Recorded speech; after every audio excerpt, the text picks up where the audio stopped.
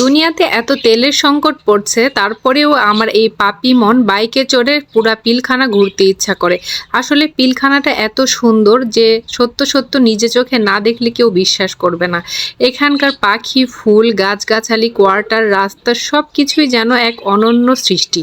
তাছাড়া আমার দুইটা পছন্দের কাজ, তার মধ্যে একটি ঘুমানো আর একটি হাজবেন্ডের বাইকে বসে তার পেছনে বসে পুরা পিলখানা ঘোরা। তো কি আর করা, ঘোরা শেষ। এখন আমরা পিলখানার 4 নম্বর গেটে চলে আসছি। 4 নম্বর গেট দিয়ে আজকে আমরা আড়ংয়ে যাব। ওই যে দেখতে পাচ্ছেন দূরে, ওখানে আমার ছেলে মেয়ে এবং আমার প্রাণের স্বামী বাইকে চড়ে আসছে। এখন প্রথমে আমাকে 4 নম্বর গেটে রেখে দিয়ে আবার বাচ্চাদেরকে বাসা থেকে নিয়ে আসছে। তো যখনই আমি জুম করলাম, একটা লোক এসে বাধা সৃষ্টি করলো এবং ক্লিয়ারলি আপনাদেরকে দেখাতে পারলাম না। তো যাই হোক, আমার বাচ্চা কাচ্চা এসে গেছে এবং তাদেরকে নিয়ে আমি ধানমন্ডি 2-এর আড়ংয়ে চলে এসেছি। তো দেখতে পাচ্ছেন এখানে আড়ংয়ের একটা বিশাল অ্যাচিভমেন্ট। এটা মাত্র কিছুদিন আগে রমজানের ঈদ শেষ হওয়ার জন্য একদমই ভিড় ছিল না। তো আমরা স্কেলেটরে করে এখন দোতলায় উঠতেছি। তো আমার ছেলে মেয়ে স্কেলেটরে উঠেও তারা হেঁটে হেঁটে উপরে ওঠে। যদিও তারা সিঁড়ি দিয়ে হেঁটে হেঁটে উঠবে না, কিন্তু স্কেলেটরে আবার দাঁড়িয়েও থাকবে না। তো স্কেলেটর দিয়ে 2য় তলায় উঠলেই সোজা দেখা যাবে গয়নার বাক্স। আমার ছেলে মেয়ে না জানি ভাবে যে কোন সাপের বাক্স, দৌড়ে সেই বাক্সের কাছে চলে যাবে আর বায়না করবে যে নিবে কিনা। যদিও তাদের সেই বাক্স দিয়ে কোনোই কাজ নাই এবং আমারও ভরি ভরি অর্নামেন্টস নাই, তারপরেও তাদের খুবই ইচ্ছা বাক্সগুলো কেনার।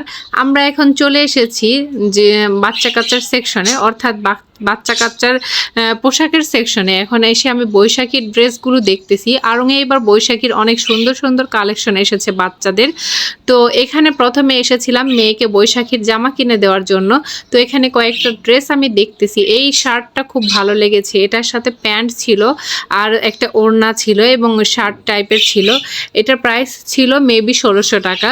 তো রোজার ঈদের আগে আমি যখন বাচ্চাদের জন্য এবং আমাদের জন্য শপিং করতে এসেছিলাম আড়ংয়ে, তখনও আমি কেন যেন বেবিদের মানে মেয়ে বেবিদের এত সুন্দর সুন্দর কালেকশন দেখি নাই যা এখন দেখতেছি। তার জন্য মন চাচ্ছিল এখনই মনে হয় কুরবানিদের জন্য শপিং করে নিয়ে যাই। তো আমি সেজন্য যে কথা সেই কাজ, কুরবানিদের জন্য কয়েকটা ড্রেস দেখছিলাম ট্রায়াল দিয়ে। এটা ট্রায়াল রুমের ভিডিও। আমার কাছে প্রত্যেকটা ড্রেসই ভীষণ ভালো লাগতেছিল। যদিও তারা রাশ ছিল না একদমই ট্রায়াল রুমের সামনে, তারপরেও এখানকার কর্মীরা 3টার বেশি ড্রেস ট্রায়াল দিতে দেয় নাই। কি আর করার, যা রুলস তা মেনে তো নিতেই হবে। শামসের বাবা অর্থাৎ আমার প্রাণের স্বামী এই ড্রেসটা ভীষণ পছন্দ করেছে আর আমার কাছে অন্য আরেকটি ড্রেস ভীষণ ভালো লেগেছে। তো শেষমেশ আমরা এখান থেকে কিন্তু ঈদের জন্য শপিং করেই নিয়েছি আলহামদুলিল্লাহ বাচ্চাদের জন্য।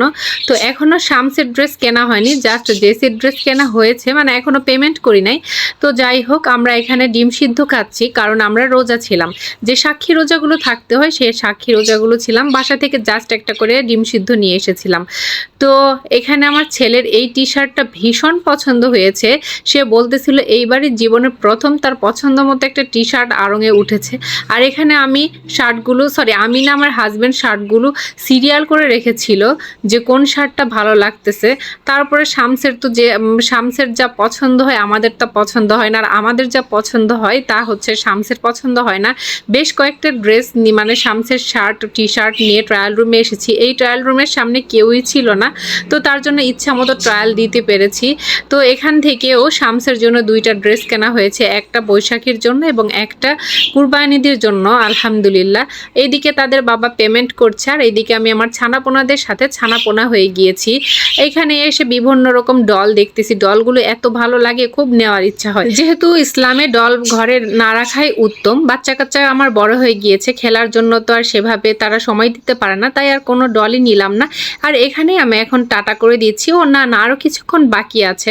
এই জায়গায় একটু ভিডিও করে নিচ্ছি কারণ আমি এখন বাচ্চাদেরকে রেখে অ্যাপেক্সে এসেছি আমার জুতা নেওয়ার জন্য। নেক্সট ভিডিওতে দেখতে পারবেন সেটি।